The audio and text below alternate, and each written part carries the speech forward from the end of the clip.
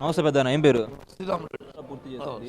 ఈ లోకేష్ పాదయాత్ర జరిగిన తీరుతెన్నుల గురించి కొద్దిగా ఎక్స్ప్లెయిన్ చేస్తారా? మీకు ఏమనిపించింది అసలు ఆ పాదయాత్ర చూసిన తర్వాత? పాదయాత్ర గురించి బాగానే చేసినాడు, సమస్యలు తెలుసుకున్నాడు. ఆ సమస్య ఇప్పుడు కంప్లీట్ చేస్తే నా బాగా మంచి పేరు వస్తుంది. అసలు లోకేష్ గారు పాదయాత్ర అనౌన్స్ చేసినప్పుడు ఈ స్థాయిలో రెస్పాన్స్ వస్తుందని చెప్పి మీరు అనుకున్నారా? ముందు అనుకోలే, మళ్ళీ వచ్చింది. ఎందుకు అనుకోలేదు మీరు? ఏమో అప్పుడు వాళ్ళ గాల్లో నిలబడతాడా అని నిలబడినాడు, వచ్చింది రెస్పాన్సిబిలిటీ.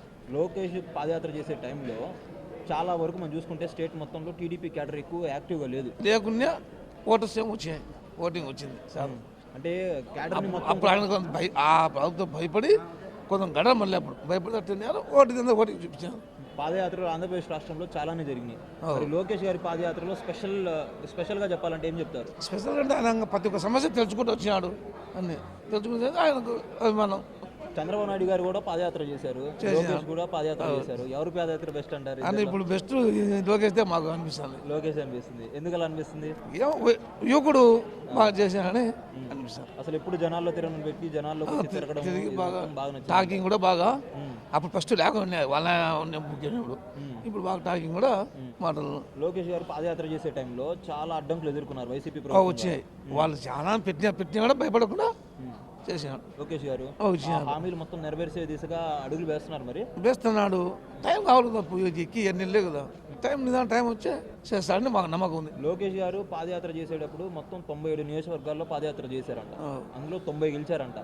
ఈ 90 గెలవడానికి కారణం లోకేష్ గారేనంటారా, లేకపోతే కూటమి సూత్రాలు అంటారా? లోకేష్ కదా, లోకేష్ అని అంటారా? ఓకే, ఏం చెప్పాలనుకుంటున్నాం ఫైనల్ గా? ఏముంది, ఆయన బాగా చేసాడు, ఇప్పుడు చేస్తాడని అభిమానం మాకు ఉంది, నమ్మకం.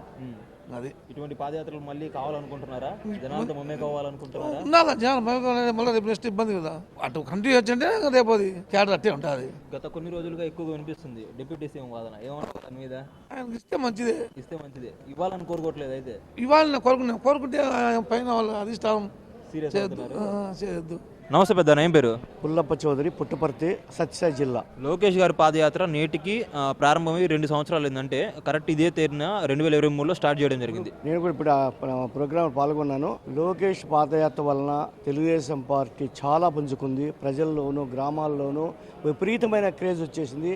ఆయన అంటే ప్రజల్లో మంచి అభిమానం వచ్చింది. చెప్పిన మాట నిలబెట్టుకుంటున్నాడని ప్రతి ఒక్కటి కూడాను.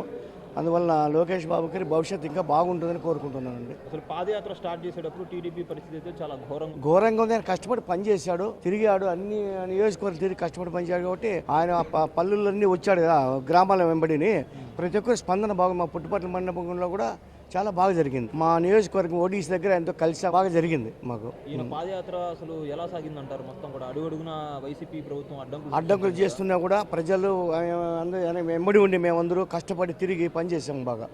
దాని ముందు పాదయాత్ర ముందైతే అసలు క్యాడర్ కూడా ఎక్కువగా యాక్టివ్గా లేరు. అవును, ఈయన పాదయాత్ర వల్ల బాగా పుంజుకుంది. పల్లెలు విపరీతమైన పల్లెల మీద వస్తాడు కదా నడిచి, ఆ ప్రోగ్రాం వల్ల స్పందన ఫుల్గా ఉంది, బాగా జరిగింది. వైసీపీ పార్టీ వాళ్ళు అప్పటి ప్రభుత్వం వాళ్ళు ఏం చెప్పారంటే పాదయాత్ర అనేది అసలు వాకింగ్ లాగా చేస్తున్నాడు. కానీ అట్లా కాదు, జనాలు విపరీతమైన లక్షల మంది జనం వచ్చిండేది, విపరీతమైన క్రేజ్ దానికి. ఆయన చూసేకి, మాట్లాడేకి, కలిసేకి ఎంతమంది వచ్చినారు, ఏం కదా, అంత ఇబ్బంది, అంత బ్రహ్మాండంగా జరిగింది. పట్టుమని 10 మంది కూడా లేదు, లక్షల మంది వచ్చి, లక్షల మంది ప్రజలంతా నియోజకవర్గం అక్కడే ఉన్నాం, వెంబడినే ఉన్నాము. మా పుట్టపర్తి నియోజకవర్గం వెంబడి ఉన్నాము. ఓడిసి నుంచి గోరంట్ల వరకు తిరిగాము మేము. కదిరి ఎంట్రన్స్ అయితే ఉన్నాం అక్కడ ఓడిసి దగ్గర. వాటి నుంచి పూర్తి మేము గోరంట్ల వరకు దాటిచ్చాము, పెరవ నియోజకవర్గం వరకు ఉన్నాము. అసలు లోకేష్ గారు పాదయాత్ర అనౌన్స్ చేసినప్పుడు మీరు అసలు ఎక్స్పెక్ట్ చేశారా లోకేష్ గారు ఇంత సక్సెస్ అవుతారని చెప్పి? లేదు కదా, ఆయన పాదయాత్ర వల్లనే ఫుల్ పుంజకుంది. టీడీపీ పార్టీ చాలా బాగుంది. అప్పటి నుంచి బాగా క్రేజ్ వచ్చేసింది. ఆయన వల్ల పార్టీకి చాలా ఉపయోగపడింది. ప్రజల్లో చిన్న చిన్న విలేజ్ నడిచిపోతున్నాం కదా, ప్రతి ఒక్కరికి ఎంత స్పందన, చాలా బాగా స్పందన వచ్చేసింది. కూటమి గెలవడంలో కీలక పాత్ర ఇది కూడా అయిందంటారా?